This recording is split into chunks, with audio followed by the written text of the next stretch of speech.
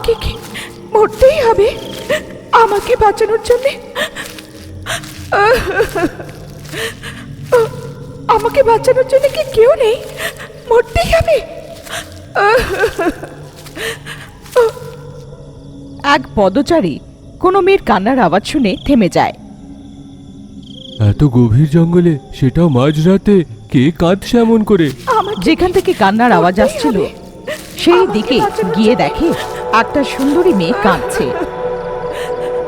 সেই মেয়েটির সুন্দর মুখশ্রী দেখে পথচারী ভুলে গেল। মোহিনীর চোখের দিকে তাকিয়ে ও জানতে পারল না কখন ওর বশে হয়ে গিয়েছে।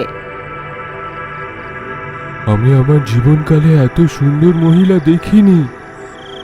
এই মেয়ে, কে তুই? এত রাত্রে গভীর জঙ্গলে কেন কাঁদছিস? আমাকে বলো, আমি তোমার সাহায্য করব। আমার নাম মোহিনী। আমার গ্রাম এখান থেকে একটু দূরে পালামপুর পাহাড়িতে আছে। আমি স্বরূপ নামের এক ছেলের সাথে প্রেম করি। বিয়ে করার জন্য আমরা গ্রাম ছেড়ে চলে এসেছিলাম, কিন্তু ও আমাকে প্রতারণা করে জঙ্গলে ছেড়ে চলে যায়। বাড়ি গিয়ে আমি আমার মাকে আমার চেহারা দেখাতে পারবো না, তাই দুদিন ধরে এখানেই বসে কাঁদছি। তোমার মতন সুন্দর মেয়ের সঙ্গে প্রতারণার করার তার ইচ্ছে কি করে হলো কে জানে। বেচারি, খুব কষ্ট হয়েছে না তোমার?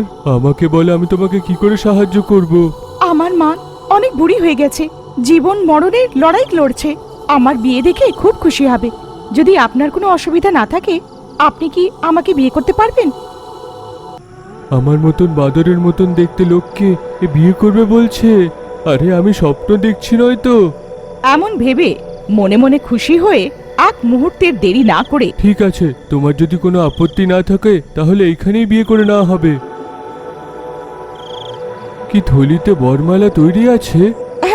ওই স্বরূপকে বিয়ে করার জন্য সবকিছু কিনেছিলাম, ও তো পালিয়ে গেল।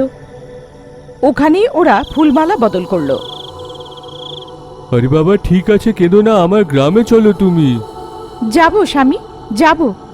তার আগে মায়ের সঙ্গে দেখা করে ওনার আশীর্বাদটা নিয়ে নি। হ্যাঁ, তুমি বলেছিলে যে উনি শয্যাশায়ী আছেন।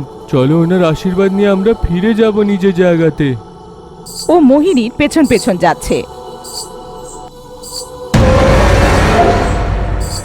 দূর একটা পাহাড়ের উপরে একটা ছোট্ট বাড়ির ভেতরে নিয়ে গেল।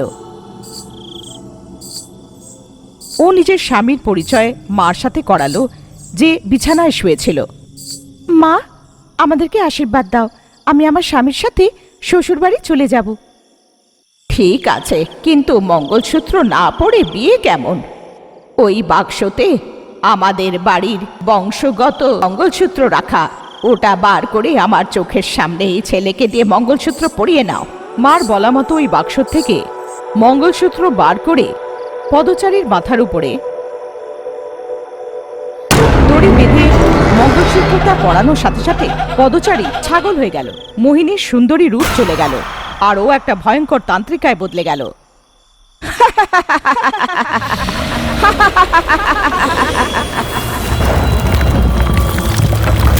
পাহাড়ের উপরে ছোট বাড়িটা একটা ভয়ানক গুহায় বদলে গেল।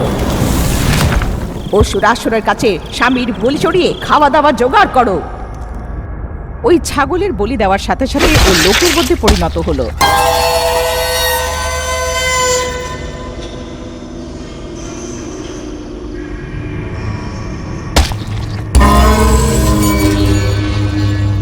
আমাকে ছেড়ে দাও, আমাকে দয়া করে ছেড়ে দাও।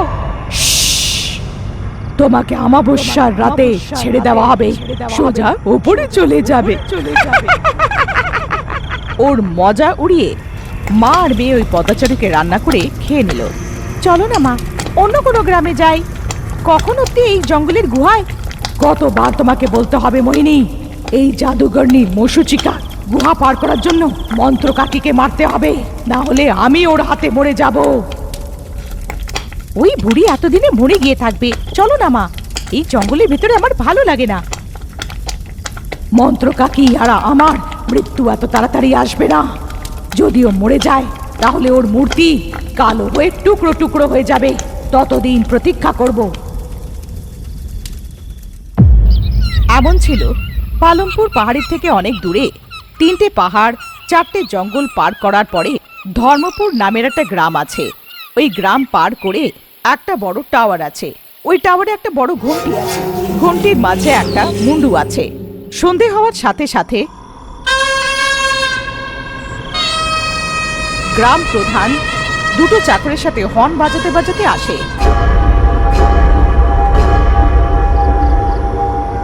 দড়ি টেনে 3 বার ঘন্টা বাজিয়ে চলে যায়। এইটা শুনে সারা গ্রাম নিস্তব্ধ হয়ে যায়। হর্ন বাজিয়ে পশ্চিমের দিকে শ্মশানের দিকে গিয়ে কবিরাজ সমাধির চারিদিকে চাল ঢেলে পেছনে না ঘুরে ফেরত এসে যায়। কিছুক্ষণে পরে চালগুলো কালো হয়ে যায়। ঘন্টির মাঝে যেই মুন্ডুটা ছিল সেটা আজও মন্ত্র উচ্চারণ করছিল। মন্ত্র গ্রামে গুঁজছিল। सदा सदा करुगरम कर्पूरवलम गुडम विभुम दिगम नादम बल्लभम बड़गगम दिगंबा सिकतम मुंडल वडीतम। গ্রামে এই আচারটা 28 বছর ধরে হয়ে চলেছে। গ্রামের লোকেদের অভ্যেস হয়ে গিয়েছিল। বাইরে গ্রামের লোকেদের এসব আজব লাগে।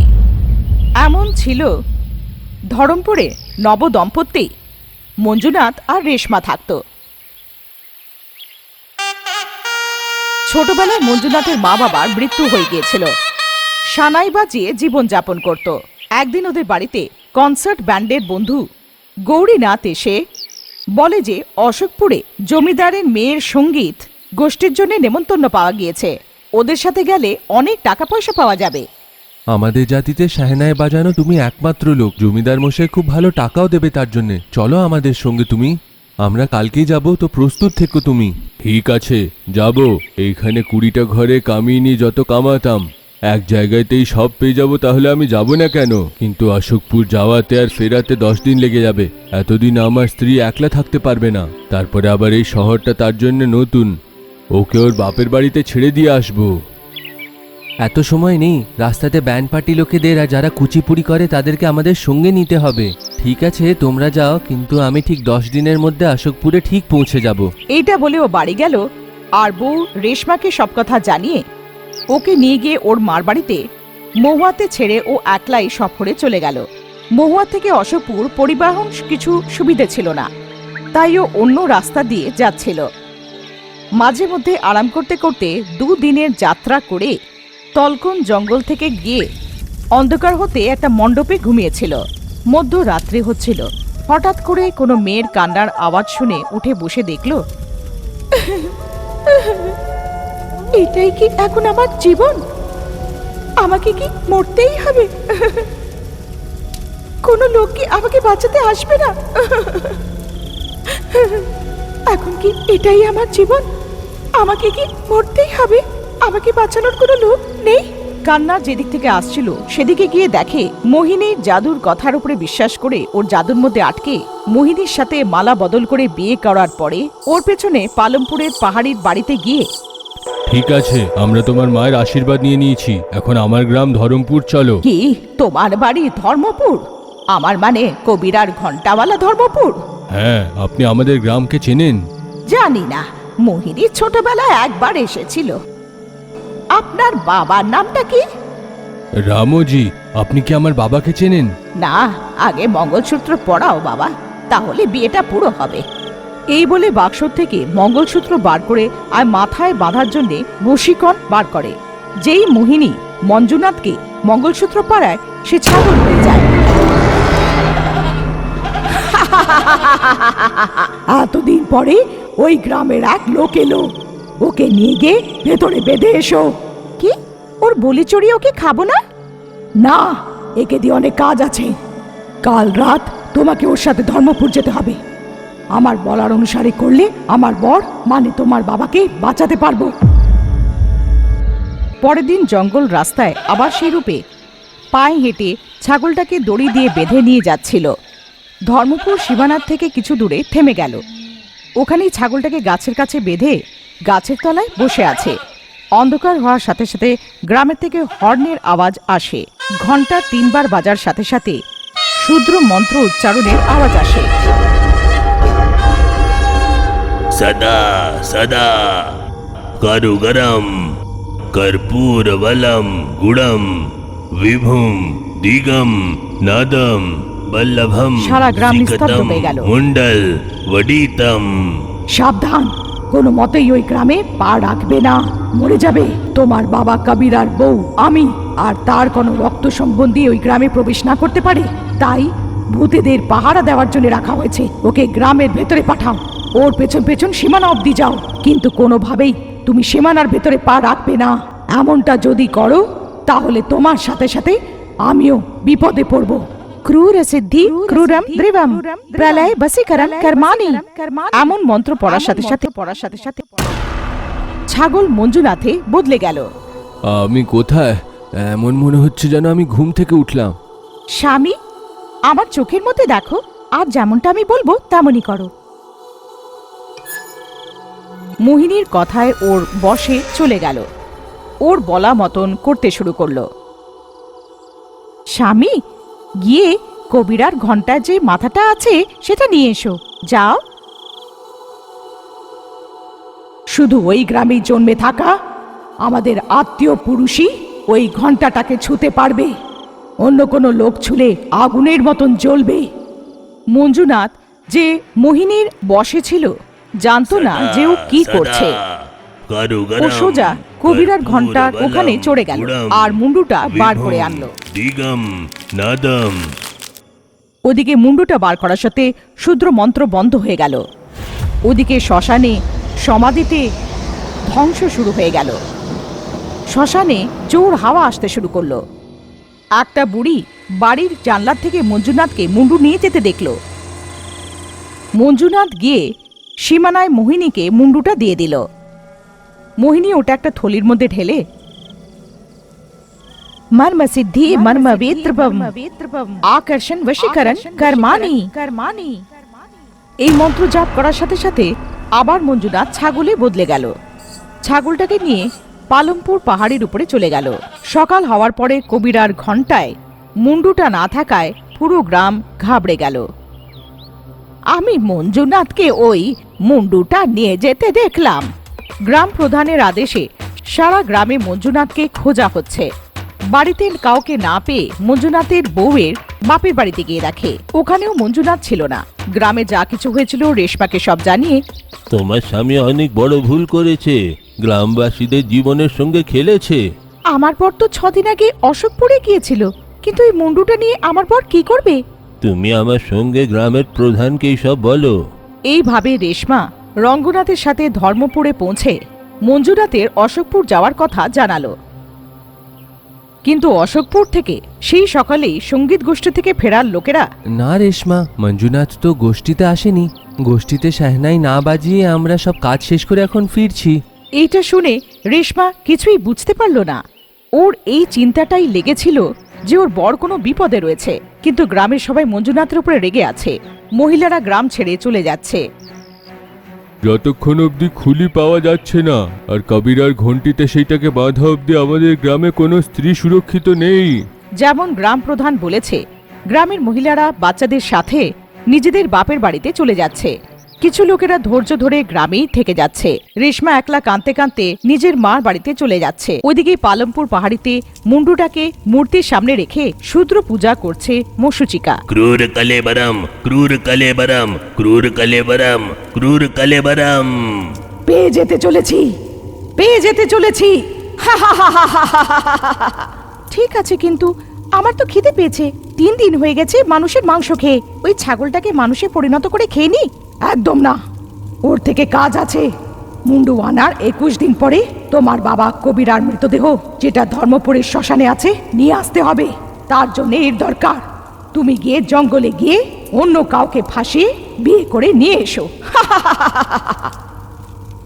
এতটুকু বলে মোহিনী চলে গেল। অমাবস্যার অন্ধকার হওয়ার সাথে সাথে মৃতদেহরা শ্মশান থেকে উঠে ঘুরে বেড়াচ্ছে। কোনো মহিলাকে বাইরে দেখলে ওকে উঠিয়ে নিয়ে চলে যায় আর শ্মশানে মেরে দেয়। পরের দিন ধর্মপুর গ্রামের প্রধান মন্ত্র কাকির কাছে গিয়ে যা কিছু হয়েছিল সব জানিয়ে, মঞ্জুনাথ আমাদের গ্রামের একটা মেয়েকে বিয়ে করেছে। ঠিক আছে, আমি রেশমার সাথে কথা বলে আপনাদের গ্রামকে কবিরার থেকে বাঁচাবো। এমন বলে রেশমার বাড়ি গিয়ে যা কিছু হয়েছিল সব খবর নিল। ও একটা সঙ্গীতের গোষ্ঠীর জন্য আমাকে বাপের বাড়িতে ছেড়ে একলাই জঙ্গলের রাস্তার মধ্যে দিয়ে অশোকপুর যাওয়ার কথা বলেছিল কাকি, কিন্তু ও অশোকপুরে পৌঁছায়নি। সবাই বলছে ও নাকি ধর্মপুরে মুন্ডুর চুরি করেছে। ওই মুন্ডুরটা আসলে কি, আর ওর ওই মুন্ডুর সাথে কি যোগাযোগ? তোমার বরের পরে থাকা কোনো কাপড় নিয়ে এসো। রেশমার দেওয়া কাপড়গুলো সুনক প্রেতকে শুকিয়ে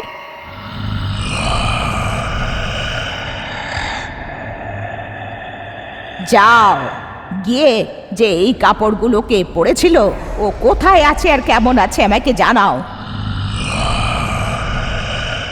কিছুক্ষণের মধ্যে সুনক সবারই মঞ্জুনার যে গুহায় প্রেত ছাগল হয়েছিল মায়াবী রূপে গিয়ে দেখে আসে। যা দেখে সেটা কাকিকে দর্পণে দেখায়। ওহো, আমার মূর্তিও রেখে আমার মরারও অপেক্ষা করছে। বলো তো কাকি, আমার বরের ওই মুন্ডুর সাথে কি সম্বন্ধ? তোমার বরের ওই মুন্ডুর সাথে সম্পর্ক আছে রেশমা। ঠিক ৩৬ বছর আগে এক স্বামী স্ত্রী মুশচিকা আর কবিরা দম্পতি একটা বাচ্চাকে জন্ম দিয়েছিল। মেয়েটার নাম মনীষা। ওই বাচ্চাটাকে অসুরাসুর নামের এক শূদ্র দেবতাকে ২৮ বছরে বলি দেওয়ার জন্য, এমন করলে ওরা দুজনে ৮০০ বছর জীবিত থাকবে বলে ক্রূর কলেবরম বিদ্যা করত। যারা ক্রূর কলেবরম বিদ্যা করে তারা শুধু মানুষের মাংসই খায়। শ্মশানে পুঁতে দেওয়া লাশগুলোকে উঠিয়ে নিয়ে আসে। কখনো কখনো মশুচিকা বেশ বদলে জঙ্গলের পথচারীদের মায়াবী কথায় ফাঁসিয়ে ওকে বিয়ে করার জন্য প্রেরিত করে। ওদেরকে নিজের বশে করে ওদেরকে জানোয়ারে বদলে নিয়ে গিয়ে অসুর আসরকে বলি দিয়ে মেরে দুজনে খেয়ে ফেলে। ওরা মহিলাদের উপরে বশীকরণ করে নিয়ে এসে ওদের ঘরের মধ্যে অমাবস্যা অবধি রহস্য সুরঙ্গের মধ্যে বন্দী করে আর অমাবস্যার রাতে অসুর আসরকে বলি চড়িয়ে দেয়। দিনের বেলায় সাধারণ মানুষের মতো গ্রামে সব লোকেদের সাথে মেলামেশা করত। যেই মনীষা ৮ বছরের হলো, ক্রূরী কলেবর বিদ্যা দিয়ে ওকে শুইয়ে দিয়ে শ্মশানে প্রেতাত্মাদের জাগাতো। সববার প্রেতাত্মাদের মধ্যে বড় প্রেতাত্মা মাথার উপরে অগ্নি জ্বালা জ্বলে। জীবিত থাকতে যাদের ইচ্ছা পূরণ হয় না আর মরে যায় তারা দিবিটি প্রেতাত্মায় বদলে যায়। দিবিটি প্রেতরা অনেক শক্তিশালী হয়। এদের জাগ্রত করার মুখে মন্ত্র এদের নিয়ন্ত্রিত করতে পারে। অমাবস্যাতেই কবরস্থানে প্রেতাত্মারা দিবিটি প্রেতের সাথে গ্রামে ঢুকে রাত্রিবেলায় মেয়ে ছেলেদের উঠিয়ে এনে এদের সামনে ফেলে দেয়। এই বউদেরকে অসুরাসুরকে বলি দেওয়া হয়। প্রেতাত্মাদের জাগিয়ে গ্রামে পাঠানো হচ্ছে। এটা দিয়ে আমাদেরই লোকসান হবে। গ্রামে আমাদের বিষয় লোকেরা জানতে পেরেছে। মনীষা ৮ বছর পূর্ণ করে নিয়েছে, তার মানে এখন থেকে ২০ বছর অবধি প্রত্যেক অমাবস্যাতে আমাদেরকে অসুরের একটা স্ত্রীর বলি দিতে হবে। ২৮ বছরে আমাদের নিজের মেয়ের আমাদেরকে বলি দিতে হবে, তবেই আমরা ক্রূর কালেবার প্রাপ্ত করব। এখন থেকে মনীষাকেও শুধু আমাদের মতন মাংস খেয়ে থাকতে হবে, আর কিছু খাওয়া উচিত না। বিয়েও করতে পারবে না সে। এই সব মনীষা চুপ করে শুনছিল। ভয়ের চোটে কাউকে না জানিয়ে বাড়ি থেকে পালিয়ে যায়। জঙ্গলের মধ্যে দিয়ে যাওয়ার সময় সাপে কামড়ে নেয়, আরো অজ্ঞান হয়ে যায়। সেই রাস্তা দিয়ে আসা মঞ্জুনাথের মা বাবা ওই বাচ্চাটাকে বাড়ি নিয়ে আসে আর বিষ বের করার ওষুধ খাইয়ে দেয়। ৩ দিন পরে বাচ্চাটার জ্ঞান ফেরে। আরও নিজের ব্যাপারে সব কথা জানায়।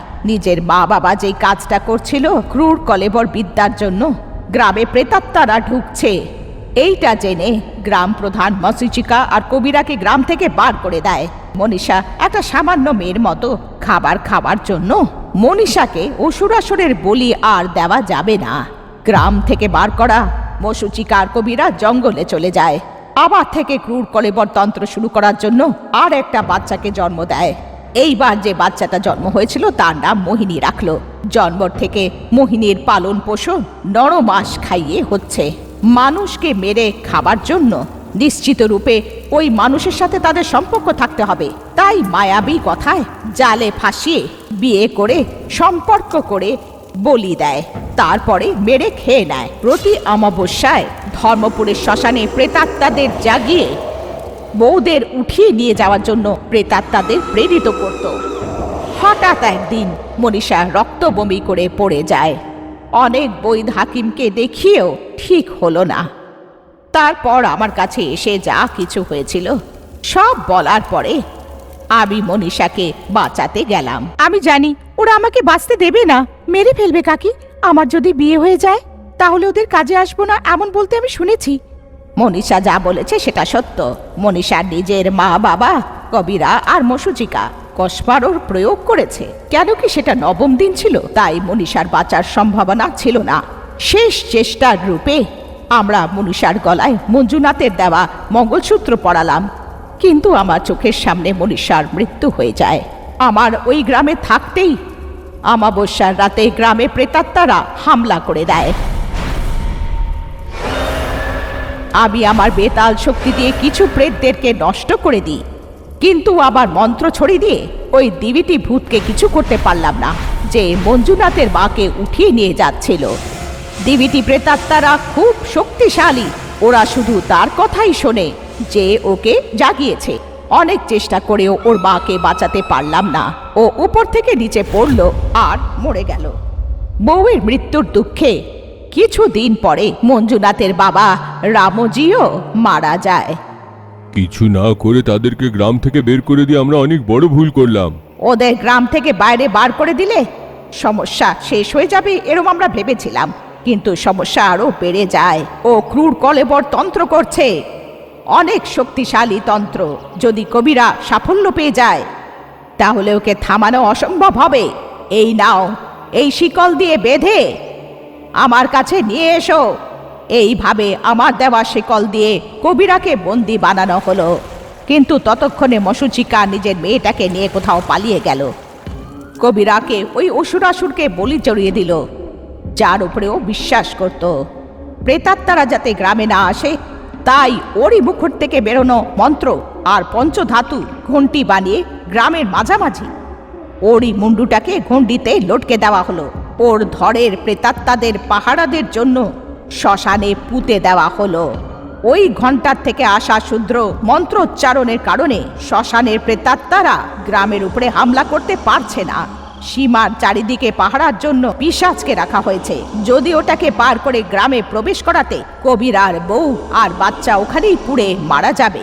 আমি ভেবেছিলাম ও নিজের স্বামীর সমর্থনে না পেলে মশুচিকা ক্রূর কলেবর তন্ত্র করতে পারবে না, কিন্তু ওর স্বামীর থেকে শেখা বিদ্যা দিয়ে জঙ্গলের রাস্তা দিয়ে যাওয়া পুরুষদেরকে নিজেদের জালের ফাঁসিয়ে মেরে খেয়ে নিচ্ছে।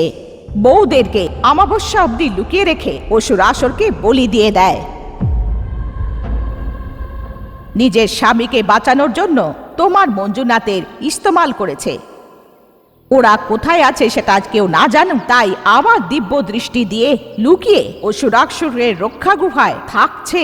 যেই ওই রক্ষা কবচ পার করে বাইরে বার করবে, পরের ক্ষণেও মরার জন্য নিজের বেতাল গরম ভূমিকাকে নিযুক্ত করেছে। আমার স্বামীকে কেন চাই ওর? ও পুরুষ, ওদের আত্মীয় হয়। ধর্মপুরের মাটিতে যে জন্মে থাকা লোক ওই মুন্ডুটাকে ছুতে পারবে। মনীষার ছোটবেলায় মঞ্জুনাথ ওকে বিয়ে করেছিল, তাই মঞ্জুনাথ ওর আত্মীয় হয়। আমার বরকে কি বাঁচাতে পারবি না কাকি? তার আগে তোর বরকে ওই কবিরার অস্থিপঞ্জর নিয়ে যেতে বাধা দিতে হবে। এরই মধ্যে গ্রাম প্রধান এসে কাকি, শ্মশানে কবিরার কবর খুঁড়ে দিয়ে তার হাড় মাংস সব নিয়ে গেছে। ও, এটা কি হয়ে গেল? এবার ওকে আর থামানো যাবে না। শুধু একটাই রাস্তা আছে। অমাবস্যার আর 2 দিন বাকি, তখনই ও নিজের মেয়েকে বলি দেবে। এর মাঝে আমাদেরকে একটা কাজ করতে হবে। কাকি রেশমার কানে কিছু কথা বলে। ঠিক আছে কাকি। লক্ষ্মী, যেখানেই আছো আমার সামনে এসো। কোনো পাহাড়ে বেতাল তপস্যা করতে থাকা লক্ষ্মী নিজের চোখ খুলল। উড়তে উড়তে একটা ঝলকেই মন্ত্র কাকির সামনে এসে দাঁড়ালো। বলুন মা, আমি কি করব? আমার মাথা কেটে আমাকে মেরে ফেলো। মা, আমি এমন কি করে করব? শুধু তুমিই করতে পারবে লক্ষ্মী, শুধু তোমাকেই করতে হবে। করো। মন্ত্র কাকি লক্ষ্মীর কানে কিছু একটা বলল। ততক্ষণে লক্ষ্মী মাথা কেটে কাকির মাথাটাকে ঘন্টার ওইখানে লটকে দিল। এমন করাতেই পালমপুর গুহাতে কাকের মূর্তি কালো হয়ে ভেঙে পড়ে গেল। সবকিছু আমাদের পক্ষে হচ্ছে। আমি তোমার বাবাকে জীবিত করব, আমরা ধর্মপুরে পা রাখবো। ঠিক আছে, তাহলে এই ছাগলটাকে মানুষে বদলে বলি দিয়ে খেয়ে ফেলি। আমার খিদে পেয়েছে। না, এই একটাই পুরুষ যে কবিরার মাথাটাকে ধরতে পারবে। কবিরার জেগে যাবার পর্যন্ত আমাদের একে দরকার। আমারও খিদে পেয়েছে। তুমি গিয়ে কাউকে ফাঁসিয়ে নিয়ে এসো। এরম ভাবে ফাঁসানো কেন? কতবার বলতে হবে মোহিনী, যদি আমাদের খেতে হয় তার সাথে আমাদের সম্পর্ক হতে হবে। ঠিক আছে ঠিক আছে, সব সময় এটাই বলো। এমন বলে রেগে চলে যায়। তাই তো তোমাকে জন্ম দিয়ে বড় করছি। অসুরাসুর নিজের লোকেদের বলি চায়, তাই কাল অমাবস্যার দিনে নিজের মেয়ের বলি বাবাকে দিয়ে করাবো। ওইদিকে মোহিনী জঙ্গলের মধ্যে বসে নকল শোক মানাচ্ছিল। ওই রাস্তা দিয়ে বেশ বদলে আসা রেশমা ওখানে আসে। ওর মায়াবীর কথায় বিশ্বাস করার নাটক করে ওর পেছনে গিয়ে ওর বলা মতোই মঙ্গলসূত্র বেঁধে দেয়। ক্রূর সিদ্ধি ক্রূর মে ধ্রুবম প্রলয় বশীকরণ কর্মাণি। এমন মন্ত্র পড়ার পরেও রেশমা ছাগলের না বদলায়। ও আবার থেকে মন্ত্র পড়ল, ক্রূর সিদ্ধি ক্রূরম ধ্রুবম প্রলয় বশীকরণ কর্মাণি। তাও ছাগল হলো না। কি বউ, ওই মন্ত্রটা কি? পুরুষ রূপের রেশমার আওয়াজ শুনে মার মেয়ে অবাক হলো। মেয়ের সাথে বিয়ে করাতে এতদিন ধরে যে আমরা ক্রূর কলেবরম তন্ত্র করছি, তুমি সেটার জন্য কাজে আসবে না। তুমি এটা কি দিলে? এবার আবার রক্তের থেকে জন্মা মেয়েকে বলি দেওয়ার জন্য কোথা থেকে আনবো? সেবার তোর ঠাকুমা ব্যাগড়া দিয়েছিল, এবার তুই এটাকে খারাপ করছিস। মোহিনী ওই কথাগুলো শুনে ভ্রমিত হয়ে গেল। আমি কি বলির যোগ্য নয়? তার এই মানে যে তুমি নিজের মেয়েকে বলি দিয়ে দেবে? তুমি কি বুঝতে পারোনি মোহিনী, তোমার মা তোমাকে বলি দেওয়ার জন্যই এতদিন ধরে তোমাকে বড় করেছে। চলো চলা যাক। অসুর আসরের বলির জন্য তুমি বেকার। তুমি চলে গেলেও কিছু খারাপ হবে না, চলে যাও। ওই কথাগুলো শুনেও রেগে গেল আর রেশমার সাথে গুহার থেকে বেরিয়ে গেল। ধর্মপুর নিয়ে যাওয়ার পথে রেশমাকে জানালো যে কেমন ভাবে ওর বোন মনীষাকে মেরে ফেলা হয়েছে আর মোহিনীকে জন্ম দিয়ে কেন বড় করছে। তুমি চলে গেলে আমার কি? এই মঞ্জুনাথকে দিয়ে আমার বরকে আমি জীবিত করব। আমি কি তোমাকে ছাড়া জীবিত থাকতে পারবো না? মন্ত্র কাকি মরে যাওয়ার সাথে সাথে আমি আমার গুহা ছেড়ে বাইরে বেরোতে পারবো। আমি আমার খাবার নিজে জোগাড় করতে পারি। ক্রূর সিদ্ধি ক্রূর মে ধ্রুবম প্রলয় বশীকরণ কর্মাণি। মন্ত্র পড়ার সাথে সাথে মঞ্জুনাথ ছাগলে বদলে গেল আর কবিরার মুন্ডিটাকে তলার অংশের জোড়া দিয়ে সদা সদা করু গরম কপ্রু বলম বলম বিভুবম দিগং নাদং বলভম বিভুম দিগঙ্গা সিত্তম মঙ্গলম বিবুঢ়ম। মন্ত্র পড়ার সাথে সাথে কবিরা জীবিত হয়ে গেল, কিন্তু রূপ ধারণ করলো না। আমাকে নিজের আকার ফিরে পাওয়ার জন্যে আমাকে যেই জায়গাতে পোথা হয়েছিল, আমার খুলিকে আমার শরীরের সঙ্গে লাগিয়ে দিয়ে পোথা উচিত। ঠিক আছে, আজ রাত্রেই বেরোনো যাক। খোদা খোদা, আমি এতদিন কিছু খাইনি, আমি একে খেয়ে দেবো। এই ছোটবেলাতেই তোমার বড় মেয়ের সাথে বিয়ে করেছিল তোমার জামাই। আমাদের এখনো এর থেকে কাজ আছে। আমি গিয়ে তোমার খাবার জন্য মানুষ আনি। কাকির দিব্য দৃষ্টিতে ধরা পড়লে দুজনেই মারা যাব। ভয় পেও না, ও কালই মারা গিয়েছে। এটা বলে গুহার থেকে যে বাইরে আসে, গুহার বাইরে অপেক্ষা করে থাকা ভ্রুবিকা মশুচিকাকে বন্দি বানিয়ে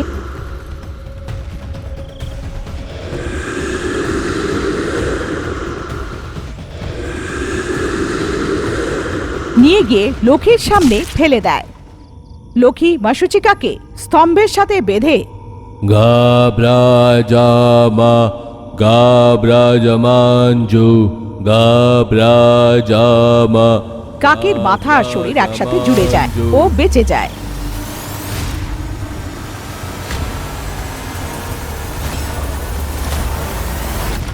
আমি বলেছিলাম না লক্ষ্মী, বেতাল সিদ্ধি প্রাপ্ত করে লোকেরা 20 ঘন্টা অবধি মাথা আর ধর আলাদা থাকলেও জীবিত থাকে।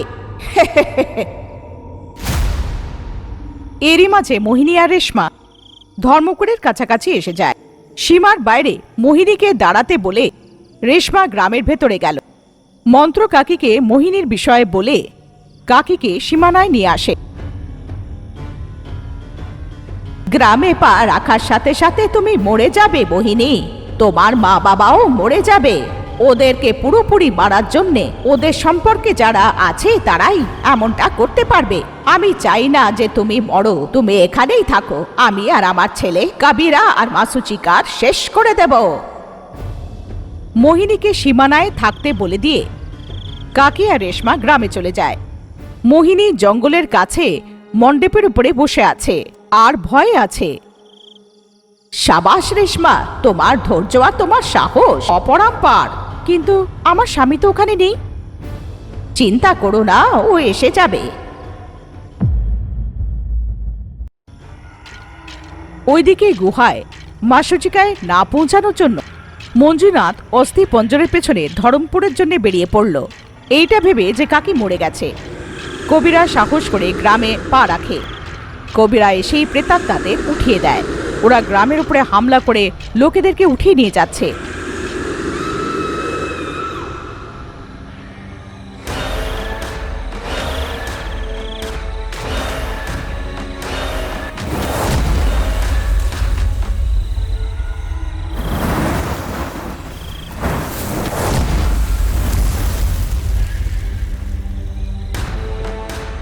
কাকির বলার কথা, মা মাসুচিকার কথা মোহিনীর কানে বারবার আসছে।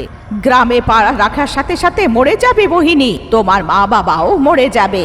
অসুর আসর বলির জন্য তুমি কাজে আসবে না। তোমার থাকা না থাকায় আমার কি, যাওয়ার আছে তো চলে যাও। এতদিন নিষ্পাপ লোকেদেরকে মেরে আমি খেয়েছি। আমি যদি একটা ভালো কাজ করতে পারি তাহলে আমি নিশ্চয়ই করব। এমন ভেবে ও গ্রামে পা রাখে। যেই স্থানে ও পা রাখলো সেখানেই ও ভস্ম হয়ে গেল।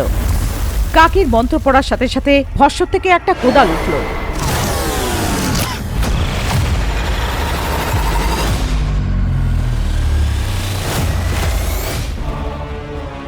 ওই কোদাল দিয়ে কাবিরা আর মাসুচিকাকে মেরে ফেলা হলো। ওরা ওখানেই ভস্ম হয়ে গেল। মঞ্জুনাথ বশীকরণ থেকে মুক্ত হয়ে একটা সাধারণ মানুষ হয়ে গেল। এবার ওই গ্রামের ঘণ্টাস্তম্ভের দরকার ছিল না। প্রেতাত্মাদের কষ্টের থেকে মুক্তি পেয়ে গেল।